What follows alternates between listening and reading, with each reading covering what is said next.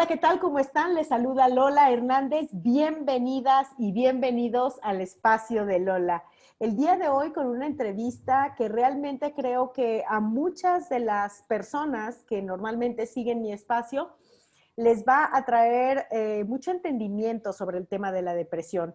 Conmigo se encuentra el doctor Enrique Palacios. Él es psicoterapeuta, psiquiatra, fundador de Juvenix, centro de psicoterapia especializada en adicciones y conductas de riesgo en Querétaro, México. Así que le damos la bienvenida. Bienvenido, doctor Palacios. Hola, ¿qué tal? Hola, encantado por la invitación. Muchísimas gracias y gracias por invitarme a tu público y platicar de temas que nos pueden interesar a todos y que podemos encontrar soluciones como comunidad, ¿no? Definitivamente. Yo quiero decirles brevemente a las personas que nos están escuchando que yo conocí al doctor Palacios a través de un Facebook Live que él hizo precisamente en la página de Facebook de Juvenix, que les voy a añadir la liga de Juvenix aquí abajo de esta entrevista. Y al escucharlo hablar de diferentes posibles causas, posibles lugares por donde puede provenir la depresión, dije yo lo tengo que invitar porque es un tema, doctor, que realmente creo que afecta a más personas de las que en realidad pensamos y del que no se habla mucho porque a veces es un tema un poco tabú, ¿no? Así es, así es. La Así que, salud mental doctor, en general. le dejo el micrófono y cuéntenos Muchísimas sobre la gracias, Lola. depresión. Gracias. Bueno, es un gusto poder estar con ustedes en este calurosito día aquí en Querétaro. Vamos a hablar de la depresión como la primera causa a nivel mundial de discapacidad. Ya está considerada así dentro de la OMS como la primera causa de discapacidad. Y tenemos a la depresión en este momento actual de nuestra sociedad y de esta pandemia, de esta emergencia de carácter sanitario, de carácter social, que creo que viene a ponernos un poquito más en crisis, bajo un estrés muy específico acerca de la salud, del peligro o riesgo de muerte y de todo esto que hemos estado perdiendo progresivamente, como es nuestro espacio social, nuestra estancia en espacios externos como las aulas, como nuestros trabajos, que estamos perdiendo a veces nuestra economía o nuestros contactos sociales, amigos, familia, pareja. Y creo que esto eleva el riesgo de presentar un cuadro de tipo depresivo junto con los otros cuadros o trastornos que en la psiquiatría y en la salud mental son muy frecuentes, como son los estados de ansiedad. En este caso nos toca hablar de la depresión. Bien, hablar de la depresión es hablar de un tabú, hablar de un mito, es hablar de una vergüenza, es hablar de una conducta manipulatoria para muchos, es Exacto. hablar de un llamar la atención para otros, es hablar de que me estoy haciendo nada más. Lo que pasa es que soy flojo y no quiero trabajar, no quiero hacer lo que tengo que hacer, mis labores del hogar, mis labores educativas, mis labores incluso como pareja o como padre. La verdad es que la depresión tal como es, como un trastorno, cuando alguno de nosotros presentamos este trastorno, puede invalidar toda nuestra capacidad de tal manera que la energía que nosotros tenemos para vivir, para funcionar, para pensar, para sentir, disminuye drásticamente y disminuye nuestra capacidad para la concentración, para las respuestas intelectuales, racionales que nosotros tenemos ante los demás. De hecho, una característica de la depresión es que dudamos mucho acerca de nuestras respuestas. Claro. A continuación, les voy a decir los síntomas clásicos de la depresión.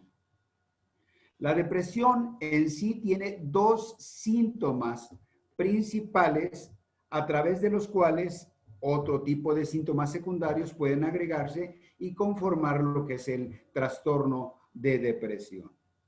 Pero en psiquiatría podemos hablar de las depresiones, porque no existe un solo tipo de depresión.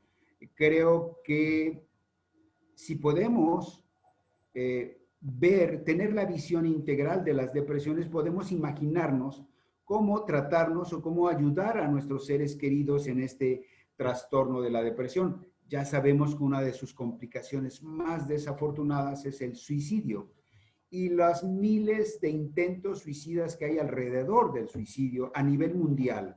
Y México, en este caso, como un país que tiene un problema de esta naturaleza del suicidio. Bien, estos dos tipos de síntomas son, uno, la tristeza, que habría que diferenciar con la tristeza natural humana, con el sentimiento de tristeza de los seres humanos. ¿Cómo la podemos diferenciar? Esa Bien, iba a ser la pregunta. el primero es todo proceso de frustración, de decepción, de fracaso, de pérdida, nos puede llevar a un sentimiento de tristeza de forma natural. Cuando esta tristeza es de tal severidad o se acompaña de una serie de síntomas que a continuación vamos a relatar, podríamos entonces pasar de lo que es el sentimiento de tristeza al diagnóstico de depresión. Ok. En este caso, es tristeza o un estado de ánimo bajo. De hecho, depresión quiere decir hondonada, quiere decir depresión en cualquier tipo de superficie, del clima, de cualquier tipo, es como un valle, una hondonada en un estado natural de cualquier tipo de actividad o de incluso de superficie. El segundo síntoma es la pérdida del placer por las actividades que al ser humano en cuestión, llámese Lola, llámese el doctor Palacios, nos pueden disminuir esa sensación de placer. Vamos a suponer que de repente a Lola ya no le dan ganas de salir en un webinar y lo pospone, o ya no le dan ganas de hacer entrevistas y empieza a disminuir su necesidad de hacer entrevistas. Esa pérdida del placer por lo que nos gusta, por lo que nos satisface, en lo que encontramos nosotros esa satisfacción, se reduce, se disminuye o incluso llega a desaparecer. Y hablamos de actividades como para las personas más religiosas de ir a la iglesia, que Sí, para ellos es algo bien claro. O de importante, hacer ejercicio, la gente o de hacer que, ejercicio, o hacer la comida, o salir sí, a pasear, bañarse, salir a las fiestas. claro. Esa es pérdida del placer.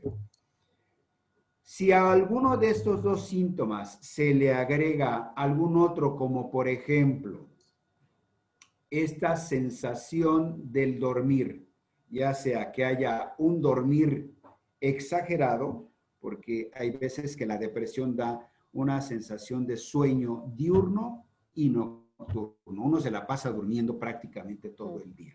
Sí. Pero puede ser que haya insomnio y por lo tanto que haya un insomnio inicial, intermedio o tardío o total, en donde la persona no duerme, ¿sí? O duerme mal, o dicen ellos, las personas que lo padecen, es que no descanso, doctor, porque me despierto 1, 2, 3, 5 veces durante la noche.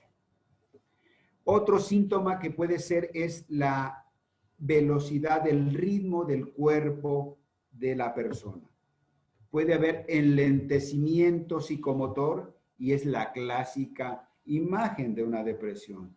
La cara está en un momento dado hacia abajo, los ojos caídos, la comisura labial caída, la voz lenta, el caminar lento, el pensar lento, y se tarda uno en responder, sí, específicamente uno tiene o ocupa más tiempo para responder una respuesta.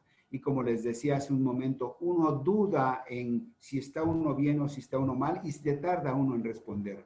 O camino a uno lento, hace uno todo lento, comer, caminar, vestirse, todo lo hace más lento. Por lo tanto, en la escuela, imagínense una persona que está depresiva, deprimida en la escuela, es una persona que no está captando la información, no tiene ni la atención ni la velocidad racional, mental, para poder entender la información y dar una respuesta o incluso memorizársela. El otro síntoma que podemos también manejar es una pérdida de peso del 5%, es decir, hay una disminución del apetito. Hiporexia se llama en medicina, o anorexia en un momento dado. Hay niveles en donde se llega a no comer definitivamente. Lo general es hiporexia. Y la otra es el comer demasiado. También tenemos historias donde las personas suben de peso, suben más del 5% de peso porque se la pasan comiendo cada vez que están deprimidos. Claro. ¿Sí? Esos Doctor, tres síntomas. yo le quiero preguntar algo. No sé Sí. si haya respuesta para esto. ¿Qué suele haber? Usted me dice que una persona deprimida suele responder lento, ¿no? Si se le hace una pregunta, si se le pide algo, suele responder lento. ¿Qué podría haber en la cabeza? ¿Qué podría estar pasando por la cabeza de una persona que está viviendo una depresión, que lo hace ralentizar todo el proceso? Bien. Son dos elementos. El primero es de que el funcionamiento eléctrico y bioquímico cerebral se enlentece.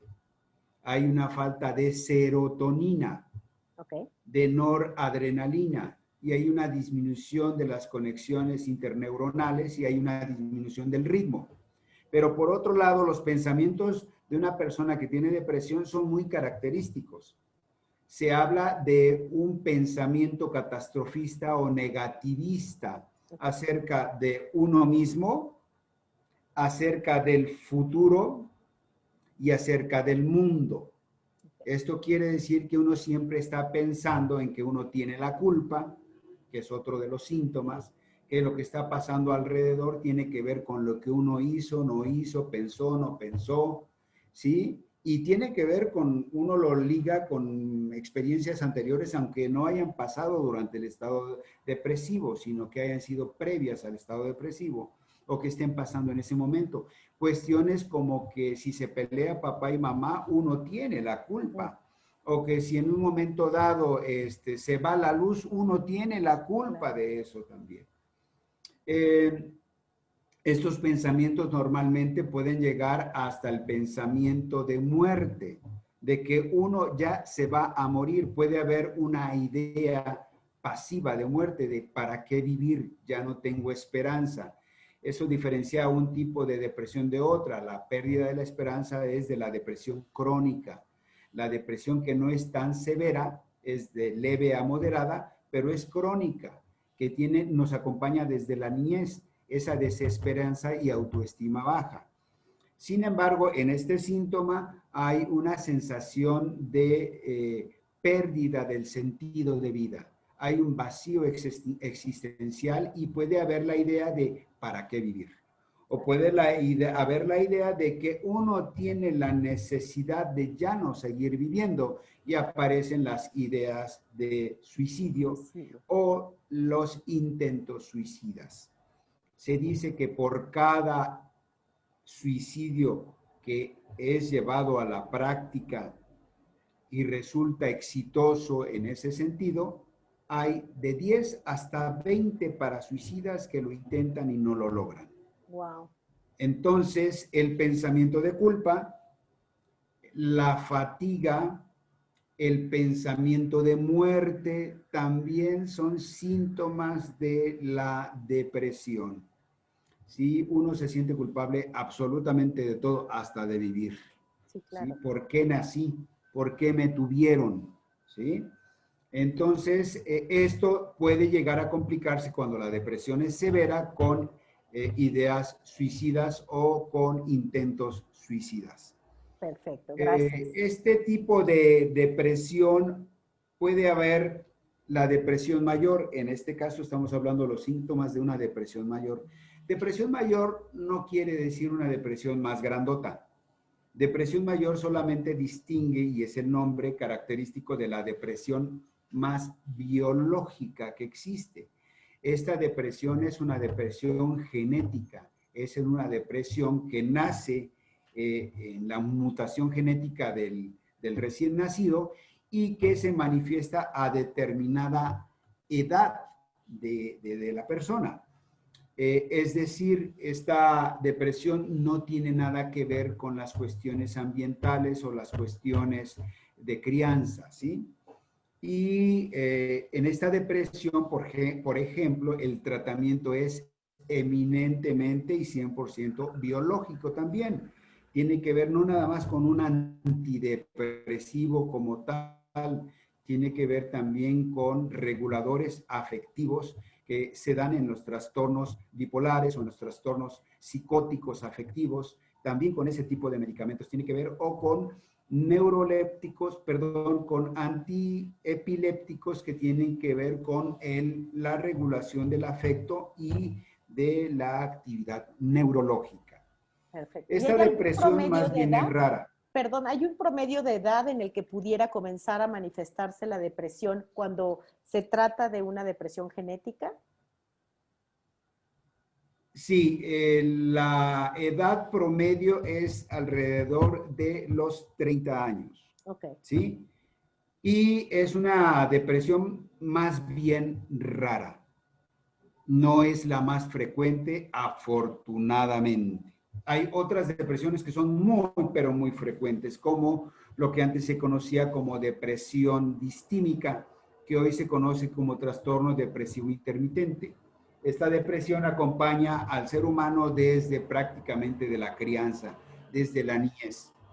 Tiene que ver con una autoestima baja, tiene que ver con un rechazo a nivel de la mamá o del papá, tiene que ver con una falta de reconocimiento, con una sensación de culpa, con una sensación de no valía o de evaluación, o con una sensación de incapacidad o yo soy tonto. Sabemos que en la crianza muchas veces este tipo de conducta de crianza se utiliza como una forma de estimular a los hijos a tratar de superarse, de no seas tonto o eres muy tonto, ¿sí? Pero esto a la larga puede hacer que una persona lo tome y lo integre a su persona como parte de su identidad. Entonces Claro. la persona lo llega a desarrollar ya por cuenta propia, se independiza del padre y de la madre dentro de su mente, y entonces la persona empieza a pensar verdaderamente que sí es tonta, ¿no? Que sí es tonto y que no es capaz y que todo es su culpa y que por lo tanto, ¿qué caso tiene vivir? Vivir. Son personas que no aspiran a mucho, son personas que normalmente tienen un proceso de carácter laboral o de carácter educativo más bien tendiendo a la mediocridad o al fracaso. Son personas que constantemente están teniendo que repetir ciertas actividades para que puedan llegar a un nivel regular de rendimiento, ¿sí? En estos casos, sí, el tratamiento antidepresivo, el clásico, los antidepresivos como tales, sí es una opción de tratamiento, aunque el centro del tratamiento de la distimia es el tratamiento psicoterapéutico.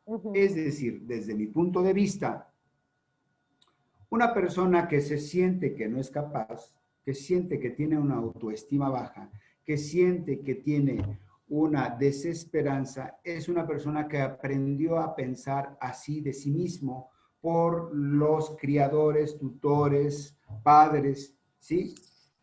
Y por lo tanto es una idea, solo es una idea, claro, es una idea de origen, es una idea de identidad, es una idea de pertenencia. Claro. O sea, es de raíz.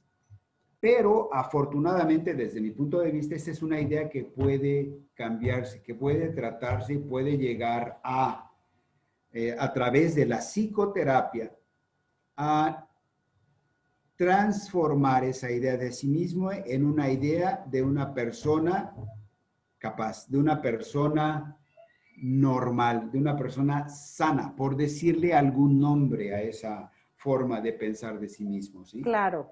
Eso es bien importante entenderlo porque nos da una perspectiva bastante interesante del proceso de depresión. Esta depresión, por ejemplo, es muy, pero muy frecuente. Yo creo que en cada familia hay uno así, ¿sí? En cada familia hay uno que no crea en sí mismo. Hay uno que se siente incapaz, hay uno que se siente culpable, hay uno que siente que no la va a hacer. Claro. Porque en cada familia pues nuestros padres actúan de una manera amorosa, de una manera general con los hijos, pero no se dan cuenta en qué momento un hijo entra en este proceso. Ok. No se dan cuenta. Y puede No ser lo una hacen de mala depresión, forma. en ese caso puede ser una depresión intermitente, o sea, que las personas entren en un estado de depresión, salgan, entren, salgan.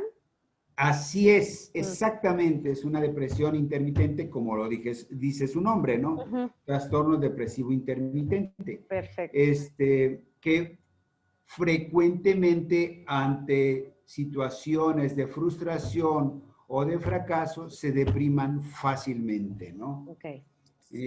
Normalmente son personas que están por abajo del estado emocional promedio, ¿sí?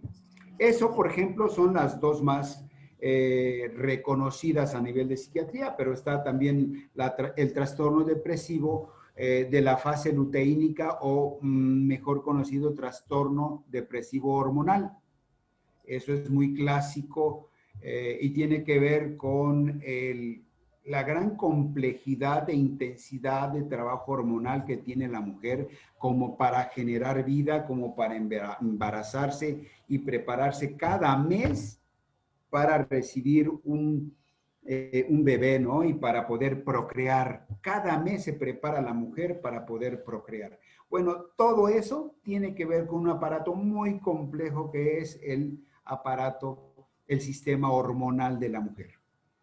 Y eso, por lo tanto, tiene muchas partes y sistemas y miembros de órganos diferentes, glándulas, las mamas, los ovarios, el útero, la hipófisis, el hipotálamo, y todo eso, como se darán cuenta, pues es un sistema muy complejo que en algún momento dado tiende a fallar en ese sentido, y entonces hay un síndrome muy característico en la mujer que es el trastorno depresivo hormonal, que normalmente les da cada vez que tienen su menstruación Periodo, y claro. que también lo encontramos muy frecuentemente en la menopausia, Mm. ¿sí? Ese trastorno que muchos seres humanos sociales, por no decir hombres, ¿verdad? No califican de una manera correcta, de una manera respetuosa, sino que lo desprecian, Sí, lo minimizan, se burlan de ello, y creo que no. Creo que la respuesta correcta es respetar el proceso e incluso asesorarse o ir con un psiquiatra y con un ginecólogo de su confianza para tratar este síndrome, porque ¿qué creen? Que es regulable, que este síndrome puede ser manejable con un buen tratamiento, un tratamiento que puede ser en la mayoría de las veces un tratamiento nada más parcial y temporal cada vez que se presenta, o que en algunos casos puede ser permanente, pero que va a mejorar mucho la calidad de vida de la mujer que lo presenta. perfecto. Bien, ahora quisiera hablar de otros tipos de depresión. Sí, sí, sí. Y quiero abordar el tema de la depresión de el acompañante. Es decir, toda persona que acompaña a una persona enferma crónica, persona en un proceso que requiere apoyo y cuidado de un familiar, de una pareja, de un hijo. sistema, un hijo, por supuesto, Claro, aquí lo están tiende escuchando a presentar muchas familias que tienen hijos con autismo, por ejemplo, que muchos excelente, cuidadores porque ¿qué creen? presentan. Ujú. Este síndrome, este síndrome de depresión del acompañante. ¿Por qué? Porque conlleva muchas características que tienen que ver con cómo un ser humano llega a la frustración, llega a sus límites afectivos o de respuestas o de soluciones. Y cuando no hay una regulación del cuadro de la enfermedad crónica, el ser humano empieza por frustrarse y por angustiarse, Claro. por enojarse, presenta un síndrome de duelo ante la pérdida de salud del ser querido, presenta primero, una negación de la enfermedad. Segundo, presenta un proceso de enojo contra la enfermedad y contra todo lo que tenga que ver con la enfermedad. Incluso hay personas que reniegan de su propia religión, ¿sí? Hay personas que reniegan de las medicinas, del médico y de todo lo De demás. todo. Finalmente hay un periodo de depresión cuando se rinde la persona, empieza a tener un proceso de desesperanza, la desesperanza de que ya no va a haber cura, de que ya no va a haber solución. Y entonces la persona se empieza a deprimir, la persona empieza a rendirse. Esto es urgentemente hay que tratarlo urgentemente, por favor, porque esto se vuelve un círculo vicioso. Es decir, hay una persona enferma, la persona que lo va a ayudar, si no encuentra soluciones o alternativas, se va a deprimir y esto entra a la enfermedad del enfermo. Y entonces se vuelve un círculo vicioso entre el enfermo y su cuidador, ¿sí? Y hay un estado no tan solo depresivo de la persona enferma, sino también del cuidador y empieza a haber una serie de fallas en el tratamiento, olvidos, enojos o incluso como conductas anticuración. Claro, Es decir, empiezan a enojarse tanto que abandonan el tratamiento. claro. O malos tratos incluso, ¿no? Malos tratos, ¿sí? Del cuidador hacia el paciente. Nosotros lo vemos mucho en el proceso de la demencia. Una de las cosas que yo les invito mucho a pensar a las personas que cuidan a una persona con demencia es que la medicina más importante para una persona con demencia no la venden en las farmacias. Se llama paciencia, se llama conciencia y se llama amor. Exacto. Eso es fundamental. Y en esto de la conciencia tiene que ver cómo entender la enfermedad, cómo saber qué tipo de altibajos, qué tipo de intensidades, qué tipo de calmas tiene la enfermedad, qué tipo de síntomas van a emerger en algún momento dado para estar preparado para conocerlos. Les digo a estas personas que su mamá o su papá olvide algo 20 veces es normal. Claro. Y Que lo usted mismo se que enoje dice, claro, y lo mismo que dice de la demencia aplica para el autismo y otras condiciones, para muchas otras otras enfermedades. enfermedades mentales. Así es. Que usted se enoje una sola vez no tiene cabida. Sí. Si lo entiende, va a entender, va a comprender a su mamá, a su papá y lo va a poder ayudar. Y le va a dar una respuesta amorosa a la pregunta número 20. Exacto. ¿No? Entonces, bien importante entenderlo. Se necesita, fíjense, no tan solo un acercamiento psicofarmacológico, se necesita un enfoque psicoterapéutico individual Exacto. y se necesita un enfoque psicoterapéutico familiar. Sí, sí, sí. Hablar del dolor, hablar de la frustración, hablar de esa pérdida de esperanza que tenemos de que se nos cure nuestro paciente, de que ya todo esté tranquilito y no pase nada más alrededor de la enfermedad, eso es a veces un sueño, es una falacia. Y por supuesto que cada vez que haya una especie de recaída o exacerbación de los síntomas, nos vamos a volver a frustrar. Claro. Nos vamos a volver a sentir mal porque otra vez volvemos a presentar lo que no queríamos. ¿Sí? Entonces es muy importante el enfoque, el acercamiento psicoterapéutico y psicofarmacológico para nuestro enfermo y para nuestro acompañante. ¿Sí? La depresión del acompañante es un elemento que casi no se contempla como parte de un tratamiento. No. Y necesitamos atender a los que nos cuidan. Exacto. Necesitamos y además, atenderlos. Doctor Palacios, y además muchas veces los pacientes, o sea, los que tienen la enfermedad, la condición, también tienen depresión. Claro. Entonces tienes a un deprimido intentando apoyar a otra persona con una depresión. Así es.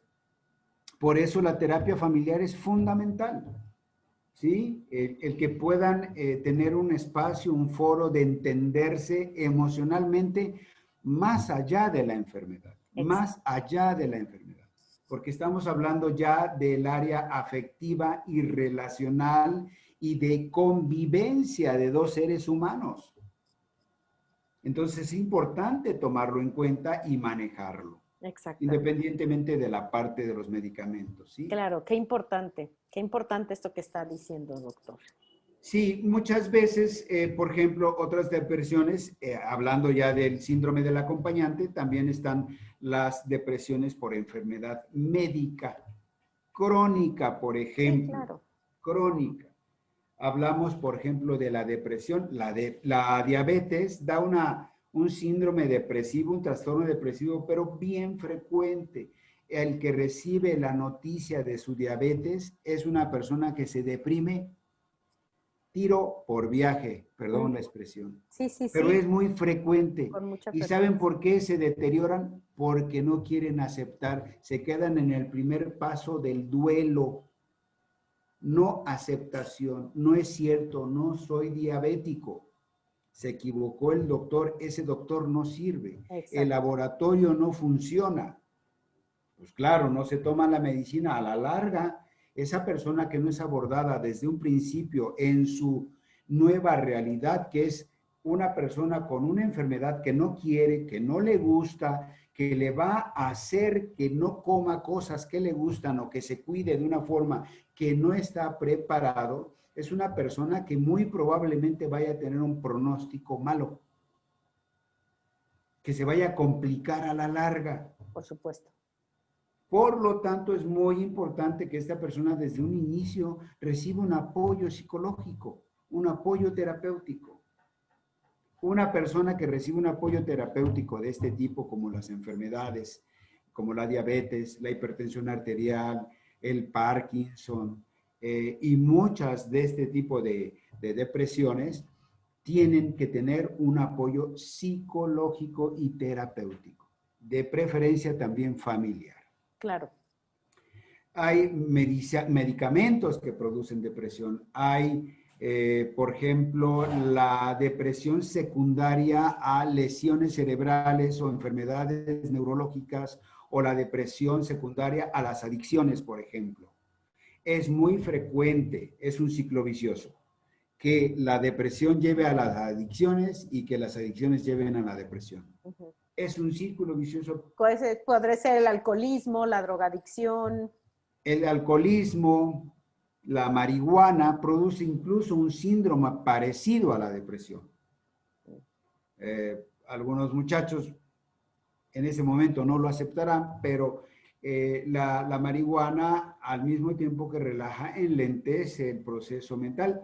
Está bien estudiado que un adolescente que fuma marihuana es un adolescente que va a tener daños cerebrales permanentes.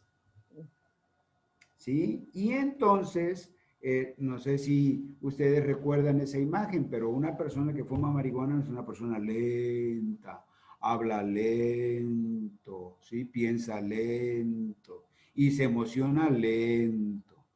Y no es algo malo, simplemente ese es el efecto de la marihuana, ¿sí? Claro. Pero a la larga, ¿qué creen?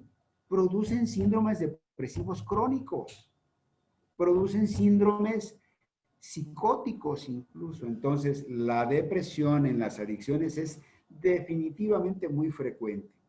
Y ya no, para iniciarse, como les decía, la cruda, por ejemplo, el down, el famoso down de la cocaína no es más que un síndrome depresivo De severo, depresión, claro. porque el up, la subida de la cocaína te lleva a un estado de excitación, de euforia, de pensamiento acelerado, de felicidad intensa, entre comillas, pero una vez que se pasa el efecto, el segundo estadio de la intoxicación por cocaína es el famoso down, que es precisamente donde hay peligro o que se vuelvan a intoxicar o algunos incluso se quieran suicidar.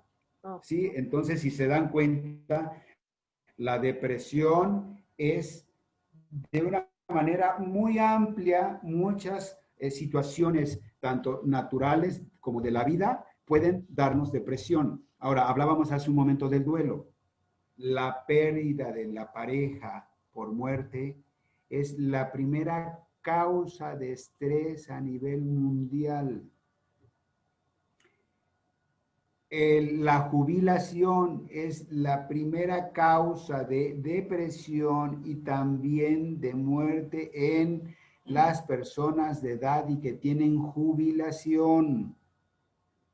En los niños, el cambio de colegio, el cambio de una ciudad a otra, ¿sí? Sí, la La separación de las separación, familias.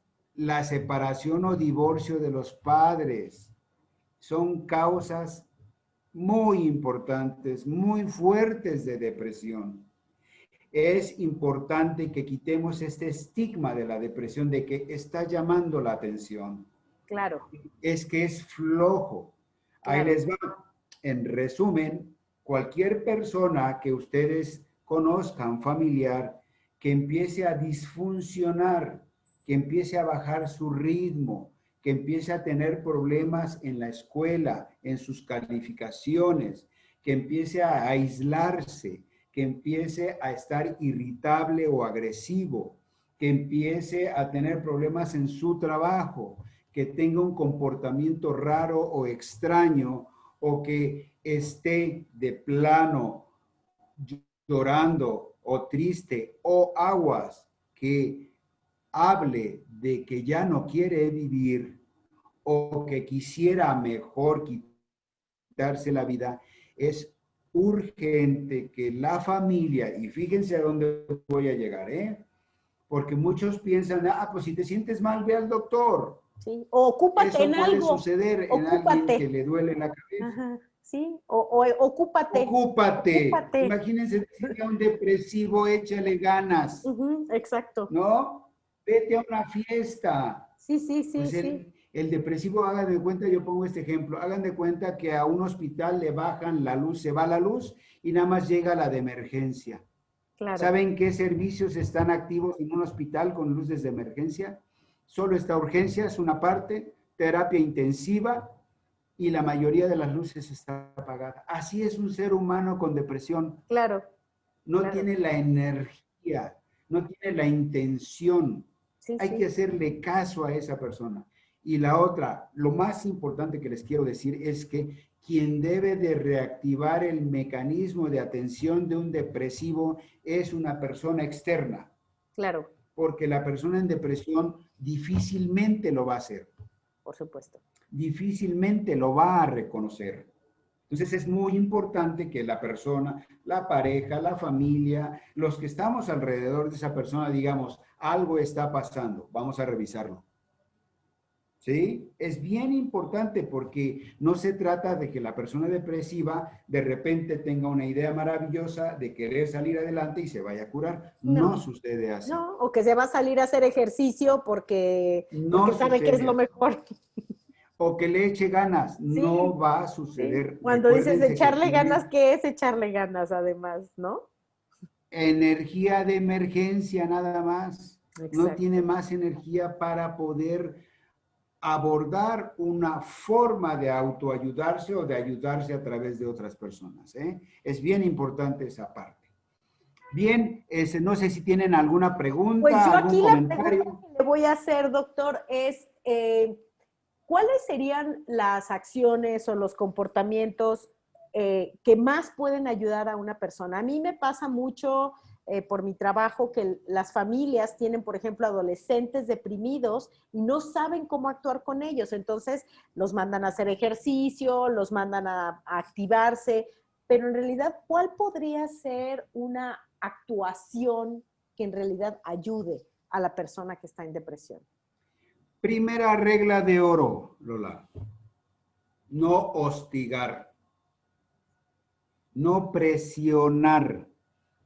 Si ya cumplen todos estos criterios que les dije, que su adolescente está bajando de calificaciones, ya está aislado, ya no come bien, ¿verdad? Ya no está durmiendo bien. ¿Qué harían con su hijo si tuviera un dolor de estómago y si tuviera una infección de vías aéreas respiratorias? ¿Qué harían con su Sí, lo hijo? llevan al Pues médico. llevarían al médico, ¿no? Ujú. Bueno, una persona que está con esas condiciones es muy importante llevarlo con un profesional. Lo que hay que hacer primero es no presionarlo ni hostigarlo, no ofenderlo ni agredirlo. Es bien importante porque una persona que está en depresión es una persona muy susceptible, muy sensible a que le estén gritando y le estén diciendo tonto y le estén diciendo flojo y le estén diciendo de muchas otras formas, ¿no? Más bien, habría que escucharlo, habría que preguntarle, ¿qué te pasa, hijo? Estoy observando que ya no estás comiendo, estás dejando la comida. En la noche te escucho que te levantas, que ya no estás durmiendo bien. Te veo cansado, te veo con sueño. ¿Y cómo están tus calificaciones, hijo? No, pues es que ya reprobé una materia, ya bajé tenía 9 de promedio, llevo 7 ahora, ¿no? En esas condiciones, mamá, papá, pues tampoco saben, y hay que considerarlo así, pues qué hacer en una depresión, porque no son profesionales de esa área. Yo les sugiero que vayan con un psiquiatra, con un terapeuta que pueda orientarlos, porque puede ser que el problema sea de mamá y no del joven, ¿eh? Aguas. Sí. Uno está creyendo que el joven es el que tiene el problema, ¿verdad? A lo mejor él nada más está respondiendo a una situación del hogar, que papá y mamá se pelearon, que mamá ya anda triste y llorando por un lado, ¿sí? Que hay una situación muy tensa de miedo en la familia, ¿sí? O que hay un problema económico o que uno de los padres se enfermó, hay que ver de qué naturaleza es. No necesariamente es un problema del hijo. A veces el hijo funciona como el síntoma de la familia. Por lo tanto, mamá, papá tienen que tener esa capacidad de observar, a ver, ¿qué está pasando en la familia? ¿Hay alguna emergencia? ¿Hay algún problema? Por lo tanto, tenemos que, si hay un problema, pues tratar de resolverlo. Si no hay ningún problema y el muchacho está con síntomas, entonces hay que acercarse a él de una manera muy respetuosa. Yo les digo a algunas personas, la mejor forma de ayudar a un depresivo cuando está en silencio, no quiere hablar, aquí estoy si necesitas ayuda. Aquí estoy si quieres hablar, si necesitas algo, ¿sí? Más allá de estarlo parando, yo tenía una persona que estaba en tratamiento que bajaba a la esposa de la cama y la tiraba al suelo para que se levantara, ¿no? Y tenía una depresión muy severa, tenía una depresión genética. Hay veces que las personas se enojan y los maltratan para que se levanten, para que se paren. No, no es lo más correcto. Ya si nosotros, miren, pequemos de padres amorosos, pequemos de padres que queremos cuidar a nuestros hijos. Lo llevamos al doctor. Si el doctor nos dice, este muchacho no tiene depresión, entonces ya nos vamos por otro lado a buscar medidas, ¿no? Pero antes que nada, antes que regañarlo, antes que ofenderlo, pegarle o demás, yo creo que es muy importante que papá y mamá se pongan en esos zapatos de su niño deprimido y pongamos a ayudarlo de una manera como familia, como apoyo emocional. Perfecto. No, doctor, pues yo creo que nos dio muchísima información muy, muy valiosa porque definitivamente es un tema del que no se habla con frecuencia y tenemos que darle voz a esta situación, que es además tan prevalente, ¿no? Así es infinitamente frecuente, ¿eh? Yo creo que no hay ser humano que no se haya deprimido en su vida alguna vez, ¿sí? O que no se vaya a deprimir más de una vez. Exactamente, exactamente. Doctor Palacios, pues muchísimas gracias por esta conversación, de verdad que es súper interesante, nutritiva y educativa. Y bueno, espero tenerlo en otra ocasión para que hablemos de otro tema, porque yo sé que usted maneja muchísimos temas relacionados con la psicología, la psiquiatría y demás, así que ya organizaremos la siguiente charla. Por Claro que pronto, sí. muchísimas gracias, doctor. Gracias, gracias. A usted, Lola, y a todo tu auditorio, muchas gracias. Que tengan bonita tarde. Gracias. Esta es Lola Hernández en el espacio de Lola y les dejo toda la información del doctor Palacios, el teléfono de su consultorio, su dirección, por si ustedes están en Querétaro, si quieren entrar en comunicación con él, si quieren ver el resto de las entrevistas que él publica con frecuencia en Facebook, aquí abajo o aquí arriba, en cualquiera de los dos.